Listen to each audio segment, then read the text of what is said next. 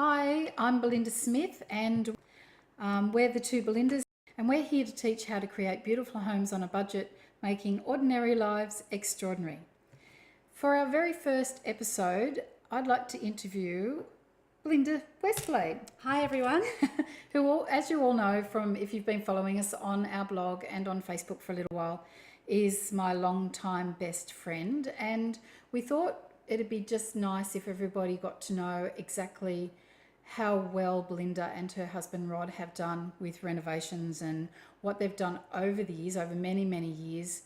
It's an interesting story. She has a lot to share and a lot of expertise. And I was always in admiration of how much they were able to achieve, how quickly they were able to grow their property portfolio, particularly in Sydney back in the 80s. 80s and 90s? 80s and 90s. And so we get asked quite a lot what makes us want to renovate. And Belinda and I actually have two distinctly different reasons behind it. We've taken two different paths.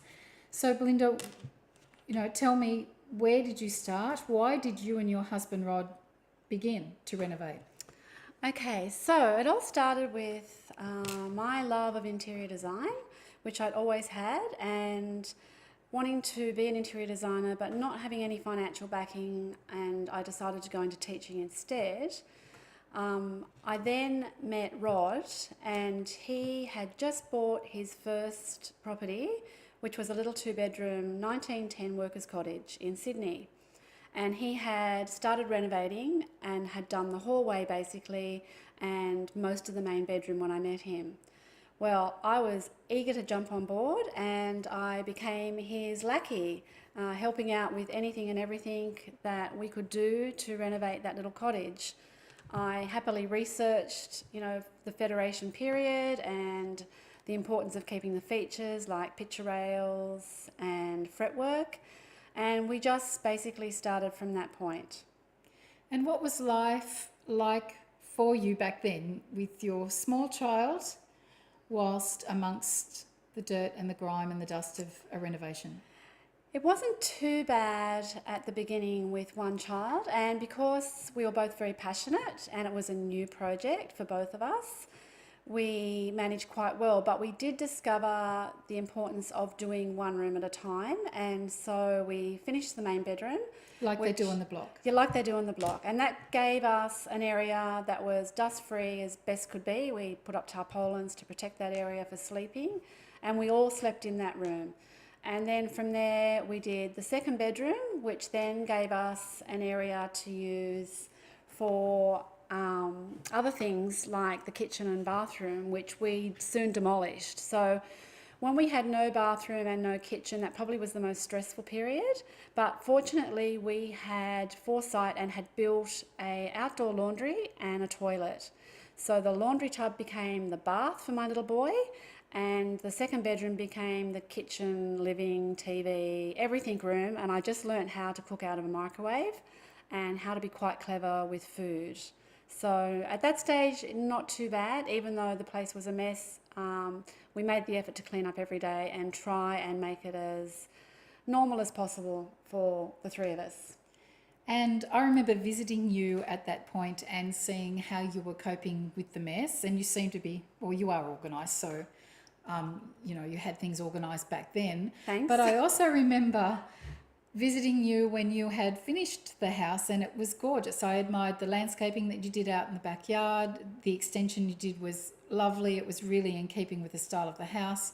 It was lovely to drive up the street and see the house. It had great focus from the street, a beautiful frontage.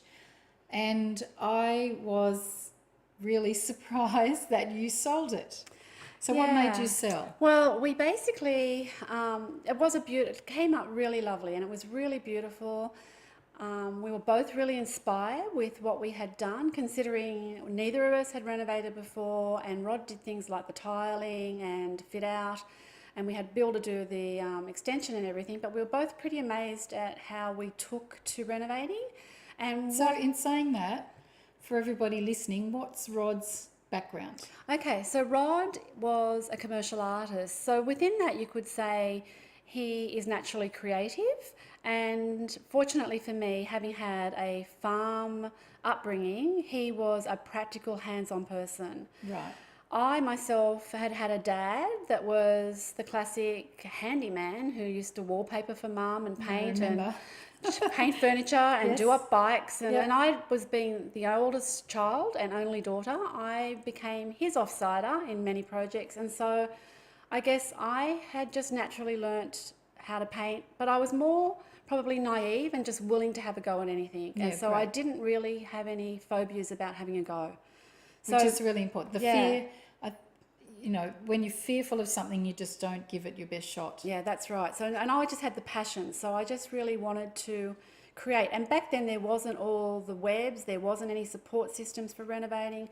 I just looked in magazines and I just read books to learn about what was appropriate for heritage homes, etc. We were forever asking people too, like our dads and like people Yeah. at work, how they did things and what paint they used for certain items and and to people complete jobs. in the the stores, like hardware stores and things like that, are helpful as well. But so basically, back to the question of why did we sell, I then fell second pregnant with for our second child, and quickly realised that while our cottage was beautiful, that I wanted more space. I now had a child who was heading into 5-year-old and another one on the way, and felt that we needed to have more space, particularly backyard, because we only had a courtyard and landscaped garden. And so we were looking for a home to renovate that was larger, and so we put that project on the market.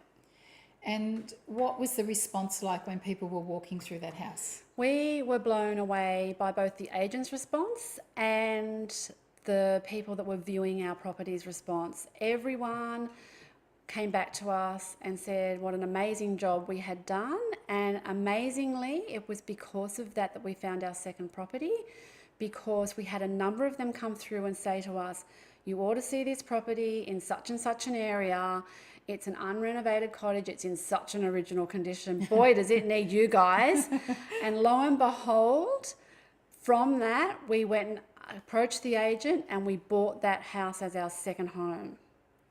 So when you bought that house as your second home, you moved into an unrenovated place, obviously, yet again, to start the whole process again. Yeah, and so that was the thing, because by that stage, I actually had my little girl, and she was very young when we moved into the second property. And were you working? And I was still working part-time only. I was only doing probably 2 days a week at that stage. Right. But that's when the stress began, because lo and behold, you never know what's going to happen in your life. And the property we moved into had no facilities really at all. There was no kitchen. It had a very, very basic bathroom. It was really old and run down, and my little girl that was born was ill. And so we then did have a lot of stress on board, and that changed how we did that renovation. And I actually had to move out of that property for around 8 weeks till we got the property to a condition that was livable enough to have an unwell baby and a 5-year-old. Right. And you were, Rod was travelling to and from work. He was still working full-time? Rod was still working full-time. Fortunately, being a commercial artist, it is a passive industry. So he was basically sitting at a desk and drawing all day. And being from a farm background, he was quite happy to come home and work till 10 o'clock at night renovating the house. For me, I moved into my grandmother's home, which was on the other side of Sydney, and had to travel across with my 5-year-old to school, and I had the sick baby, and so I basically did some painting for a couple of hours a day, and that was all I could achieve. But in the end, you'd sold that very first house. Can I ask you what you paid for it and what you sold your first renovation for? Okay, so back then, 1980s, Yes. end of 1980s. So we basically, Rod purchased that house for around about $105,000. Yes. So that just shows you it was back in the 80s. Yeah, Properties were a bit cheaper, and it was on the north side of Sydney. And we renovated that property, and we probably spent around about, I'd say $70,000 to $80,000 on renovations. and we sold that property for the top price of the street for that size for $292,000. Right. So there's quite good profit, or you made quite good profit in a reasonably short time, or a very short time, really. Yeah. And much more than I was earning working part-time, way more than I was earning working part-time. Was it at that time that you really realised the financial benefit of renovating? No, at that time I didn't even think of it that way, because again, there wasn't anybody talking about renovating for profit. There wasn't anybody doing this. It was all about lifestyle, and so we basically poured all that money into that next purchase, Right. and then borrowed to do the renovation on that second house. Just to create a nicer home for you and your family. That's it, to have a larger home in And still a better lovely block. area. That's exactly right. And so we weren't financially better off. We were equity better off, but we didn't actually have any more money in our pockets at that stage from the renovation. But we were climbing the property ladder. market, exactly, not even realising it. Yeah, yeah. And so they were your first two. How long did you stay in the second house for? Well, to my husband's disgust, before we were even I remember finished, this, by the way, everybody. after having an extremely stressful year, having an unwell baby and not much sleep, a friend of ours, Not me. through the school network, lived in another area with a very, very old, large home set on a sloping block. It was a 1912 home that had had a 1970s renovation done to it, and it was in a beautiful area, and it had harbour views. It was going to be put on the market because they were being transferred with work to Darwin, and they did not have the time or opportunity to renovate that house. And I instantly said to her, I'll buy that house. And my husband just nearly fell over backwards because we hadn't even finished the second project. However, saying that, we quickly finished the second project. Our friends waited for us to do that, and we put that second home on the market because I knew there was no way we would get this opportunity again to buy this house.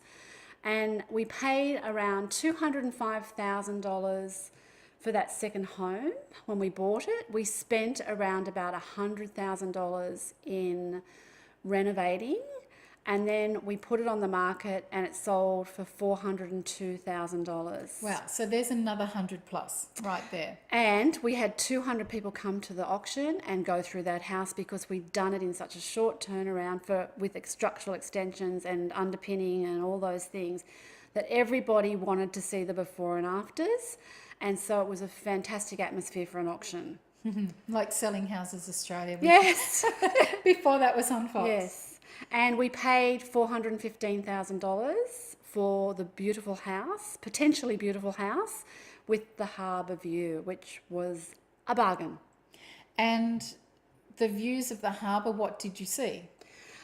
We saw What are you looking at? around Middle Cove. So Beautiful. it was just a nice view where we're on a hill high above other properties, looking not waterfront or anything, but just looking over towards the harbour with the boats in Middle Cove. And lots of sun, I remember, in that house, Yeah. facing north, wasn't it? Yeah, it's facing north, but a challenging site because it was on a cliff. Yeah. Yeah. And rather than just renovating the house, you did something pretty unique with that house to gain more equity, to make it more appealing. We did. So I think that will probably go into the next episode. We'll talk about the idea of dividing and conquering. Sure. Because it is a bit of a different strategy, and it just happened to fall into our heads to do that. We didn't have any actual research or background information. It was just more about the size of the property and what we could do. And I'd love to share that story as well. Okay, that's fantastic. And I remember being really excited for you back then because you and Rod were so clever and your colours were so gorgeous and you were really quite talented about keeping, just knowing what to keep and knowing what to renew and knowing what to upgrade and knowing what style to build on. You really did show a talent that a lot of other people didn't show back then. And that house, if I remember correctly, was photographed for a magazine at the time. Yes, actually that house and our very, very first house, our little workers' cottage also went into a magazine. And that particular house, because of a couple of clever things we did, which I go into more detail in the next episodes, were we actually wanted to take it back to its authentic look, but with, of course, modern usability. And we replaced, aluminium windows with timber doors and all that sort of stuff. But we did something in that house that was a bit unique, and the magazines loved it. And we got into one of the Home Beautiful magazines. I remember buying a copy and giving it to Mum. No, it was very exciting, and you did very, very well with that. That was one of my favourites. And then life took a different twist. You decided to move locations altogether. We did. We actually went for more of a beachside lifestyle. I was actually, probably from the renovations, suffering with some health issues myself. And by that stage, we now had a child, number 3. She means allergies. A little boy. I had a little boy, and it was a difficult house to live in on a cliff with a little boy that was a climber. And I think I became a bit of a nervous wreck because he would climb the trees in the courtyard, and it literally was a 30 to 40 foot drop to the next level. And so with having allergies and all that in the house as well, we decided then to shift towards the coastal area, down towards Manly Way. And again, take on a totally different style home and start renovating. So I remember you doing that house also. I've done a lot of visiting Belinda in different locations over the years. And I loved that house. You extended on that quite dramatically. Yeah, that was our biggest renovation, because up until that date we had done only small extensions and basically renovated within the footprint of the home. And while we had done some extensive landscaping with terraces and everything in the cliffront home, this house we actually shelled completely. It was a 1960s home. It had no real features, and we shelled it completely, added a second story, and created a Georgian 2-story homestead. And how long did you stay in that house for? Well, it probably was around about 18 months, and at that stage we hadn't even thought about really selling, but doctors were telling me that even though I was living in a coastal area, that the pollution in Sydney was really the thing that was making me unwell.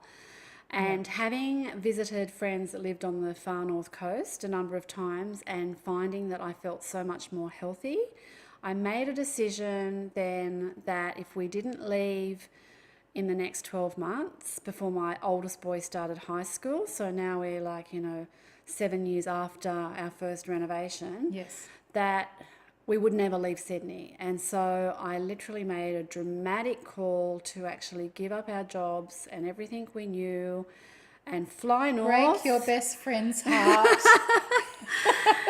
And head towards Byron Bay. And so we did. Off she went. And so begins another chapter. So you took off up to Byron, and I remember being brokenhearted, but as it turns out, we see quite a lot of each other still, and we still speak quite often. Yeah. And so when you got to Byron, knowing what you knew from your time back in Sydney, did you have a strategy, or were you looking for a family home? What were you actually looking for when you landed in Byron? Okay, so I think the thing that happened when we landed in Byron is the first thing that happened is my husband had to commute back to Sydney for 4 days a week to enable us to actually live in that area because we had no income. And I had 3 children, one that was just a toddler. So I wasn't actually even working at that stage now that we had moved. And I was a single parent for 4 days of the week. And Rod would come home from Sydney and we'd spend our time together on the weekends. But we quickly decided that we needed to maybe look for a project. We'd sold our house in Sydney and just look for a project that maybe we could make some money out of. And so some friends of ours in Sydney, not Belinda, but some other friends in Sydney, we asked them would they go into a joint venture with us to buy a block of units that was in Byron Bay that was very cheap, that was under one title, and we just took a punt that we would renovate them basically and strata them and sell them off. And so that was our next project. And that was really our first Renovate for Profit project that was purposely done to give us income. Yeah, and that was because Rod in his industry could see changes. That's right. He was a commercial artist, hand illustrator, and the industry was slowly being taken over by computer young whiz kids that had gone through university and had the latest technology. And slowly, one at a time, the artists were losing their income, and Rod's income was on a sliding scale backwards. So we needed to look for another way to create an income that would enable us to stay on the far north coast, and that became property investment, development and renovating. And really by that stage you had plenty of experience to know where to start and what to do, and obviously had picked up enough experience to look for good deals. For example, that strated unit block. So what did you do to that unit block? Okay. And what was the outcome like for you in that deal? So that property was only around about $410,000 for a block of 4 units, and the rents were pretty low. That was like maybe only $115 a week rent. But it was a solid build. It was a 1970s, and it had a little bit of land with it, so there was plenty of room for even a family to move into. They were all 2-bedroom units because there was a little bit of a garden out the back and a little bit of a garden out the front, and there was garaging. So we just basically decided to do a cosmetic renovation, and that was our first cosmetic renovation. And what we did was we rendered the outside of the property. We painted all the balconies, both the concrete flooring and the rails. We stripped the carpets and put in new carpets and flooring in all the bedrooms and living areas. And we painted the bathrooms with tile paint, and we did the same with the kitchens. So it was virtually a cosmetic renovation. It was just a cosmetic renovation. That's exactly right. When you're hearing about people adding value via a cosmetic renovation without stripping everything back and pulling things out, that's exactly what you did to those units. Yeah. And so how did it improve the appearance? It changed the look of the property dramatically because it was a chocolate brown brick on the outside and it had not been really maintained. And so we were in that period, it was late 90s, and we did the Tuscan look. So we did that Tuscan ochre render for the outside, and I just did beach look on the interiors. So we put in timber look lino flooring and nice looking carpets, and I actually bought furniture and set up a display unit to sell the unit. So you really did consider the fact that the units you were doing up were in Byron Bay, and Yes. you might not apply that same strategy had you have done up those units in a country town, for example. No, exactly right. And like I said, we had specialised in heritage homes, and then this was not a heritage home. This was a modern building, or as modern as the 70s could be. But we needed to present it so that it looked contemporary and fitted into the demographic of Byron Bay. And we did one unit at a time, and that allowed us also to keep the rentals of the other units. So we had 3 rented while we renovated one, and then we put a tenant back into that one that was renovated, and then we do the next one. And I'd say that probably because we did not have any expertise in renovating for profit, the biggest mistake we probably made was not keeping any of those units.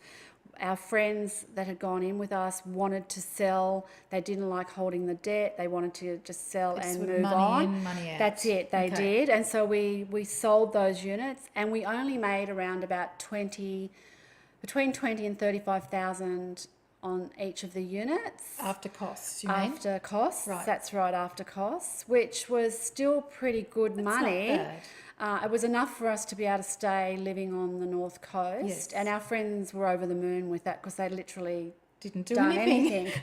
They just had put money into going as Happy partnerships, days. silent partners. And that happens quite a lot, where you yeah, find somebody yeah. with different, joint venture details, joint venture Yeah.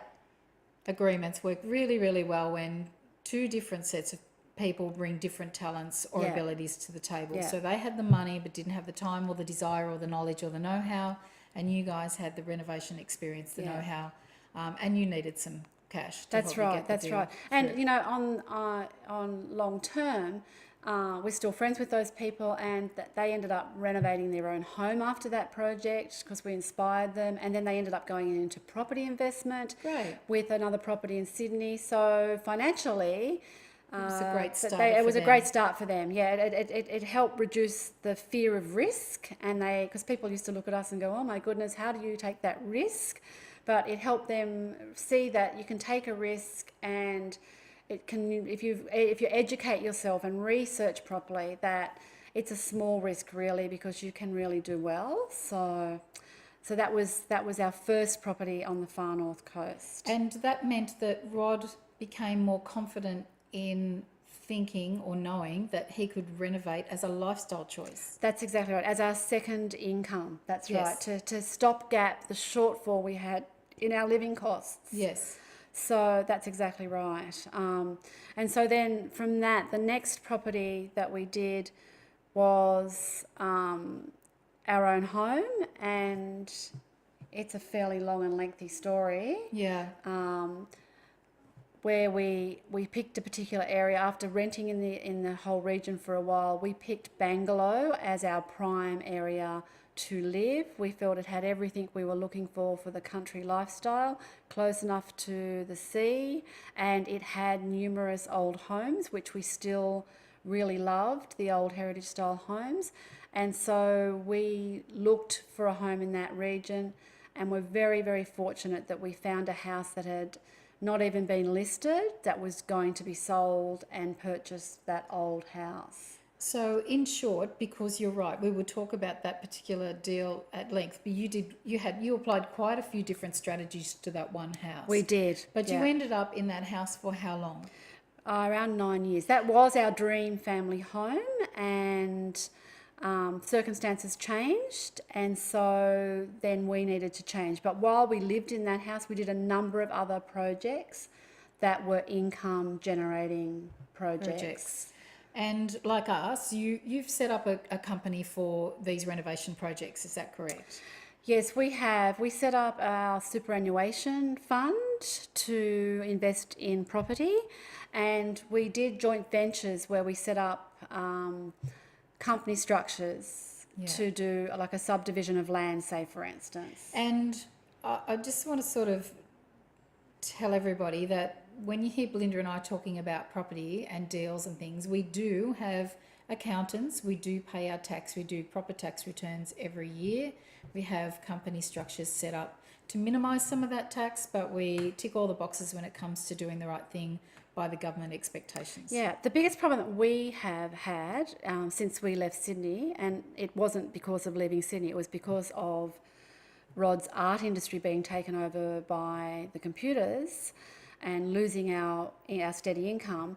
The biggest issue we have had is that we were probably only earning around $50,000 a year, and yet we were doing projects that were in the more than $500,000 worth. So for us to get finance, we ended up dealing with mortgage company, who was a great local mortgage company, but it was the only way we could get finance because we did not fit into any of the categories that the banks like. We were self-employed, we had low income, and we were living in a house that was worth a fair amount of money, but our serviceability was really poor. Right. So you still, though, found a way of borrowing, obviously, through this company. We did. And that kept you going for a while. Yes, we were with that company for 10 years and everything was hunky-dory until basically the GFC hit and the mortgage companies collapsed. And I'll go into that in another episode as well about basically what happened to us and how to pick up the pieces and how we picked up the pieces. Yeah. Yeah. And it hasn't all been smooth sailing either. Definitely there are a couple not. of other Definitely little not. spanners in the works, as we call them. A few other things affected what happened to some of your property results. Exactly right. You know, there's been a number. You cannot control circumstances around the financial industry or the natural disasters that occur in areas that may have impact on what you're currently doing, where you're at in your renovations or your projects, that instantly make your market drop or flatten out. And sometimes things are out of your control, even with the legislations in your council. Yes. And you don't know those things are going to happen. You just have to somehow have strategies and a plan B And a buffer. a buffer zone to think Financial about buffer. if something goes wrong, what will we do? And we have made mistakes, and definitely the mistakes we have made have been when we have put ourselves into a position that we had not really anticipated, and something's gone wrong and we had no buffer zone. And so that meant that And that hurts. it hurt us really badly in many ways, but we have learned from that, and that is one of the reasons we have, Belinda and I, got together to create because, you know, you can tell everybody how good Renovating is, and the block and all the different shows can show how great it is and show positive outcomes, but there are risks and there are negatives that can happen. And you just have to work through those. And we want to show you what those mistakes are so that you can avoid them, because we had nobody to show us. Yes. We discovered them ourselves. And from that, you learn and you can minimize your mistakes. And the fact that we're still doing it shows you that we truly feel it is one of the best ways to create an extraordinary life, of not having to work much and still have a wonderful lifestyle. I totally agree. And sometimes, sometimes you've got to learn things by making mistakes, but better than that is to learn off people who've made the mistakes, where it doesn't cost you financially yourself. Because investing or just anything is not without risk, but you can really minimise the risk as best you can through finding out and creating a community of people around you who know their thing and who can help you along the way. Sharing stories. Exactly. You learn from everyone by sharing stories, and people will have something happen that you might not have thought of, and then that puts that mindset into you, and you can think, well, what would I do if that happened, and how would we manage? And so that's what happens, and from there you gain strengths and you learn more about how to reduce the risks that you're taking. So I think this is a pretty decent final question, and I know it'll get you thinking a little bit, but if you could start over, if you were advising anybody else to start, what's the one thing that you would do differently than you did? Okay, I think one of the things that I probably would change would be that I probably would go and seek some professional advice, look for somebody that was specialising in property at the time, because accountants don't have that background in property expertise, and our accountant certainly didn't, and he did not advise us. And nor have any of our accountants, Brett and my accountants. Accountants are about tax, and they're great at what they do. Yeah. They are not necessarily forward thinkers when it comes to investing. Yes, so we were in a situation when we had that home that had on the cliff, that had we ended up putting a unit in as well as the house. He didn't say to us that we should have kept that property and rented it out. We only had a $250,000 mortgage on a $750,000 property, and that property now is worth over $3 million, $3.5 million. And if we had kept that property, we would have made far more money in an asset that we did nothing to than the road that we've taken having to renovate. So I feel that if we had had the advice that we could have rented that property out and borrowed against the collateral and moved forward and bought the next property from the rental income, then that would have changed our life a lot. But saying that, I think everything happens for a reason, and we've done some amazing properties, and Agreed. I still have a passion and a love for renovating. And have still done well. And I've still done really well, yep. So, look, I totally agree. There were gurus that Brett and I followed in the early 2000s that, you know, gave some good advice, and there were some that gave some terrible advice. I think we all look back with hindsight and we might have done something a bit different, but it's learning. So hopefully we can help some others here, some of you guys not make some of those mistakes. And inspire and we're you. always available to answer your questions. So thanks, Belinda. That's all right, thank you.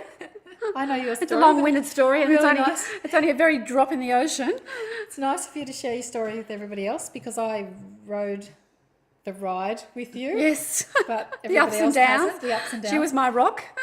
But I was always in absolute admiration at your ability to work hard. And even now, you guys can't see us, we're on podcast, but I'm sitting here in this beautifully just finished renovated cottage, and the floorboards are gorgeous, the walls are a beautiful colour, the kitchen is to die for, and you guys are really great at doing what you do. We just specialise in probably getting the best we can get for the best budget. It's not the most expensive home, and it's not the most plush finishes, but they're finishes that look higher end than they really are. Very appealing. And it's getting the most out of our budget that we can possibly get to create a beautiful home on a budget. And I really do think that you guys have become experts at doing that. I think we You've done it have. time After and time so again. many properties, yes, you'd hope that we are. So I think I might leave it at that today. Thanks, Belinda. Thank you, and until next time. When you might hear other things, other stories.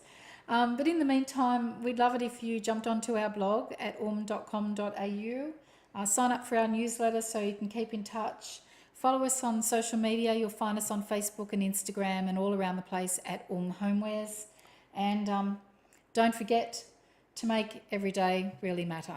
If you've got any comments, we'd love to hear from you, or questions. If there's anything you'd like to ask that you would like us to answer, certainly jump onto our web and post it in the comments. Or send us an email. And we'll definitely get back and address any of your queries. Thanks for joining us, everyone. Have a beautiful day.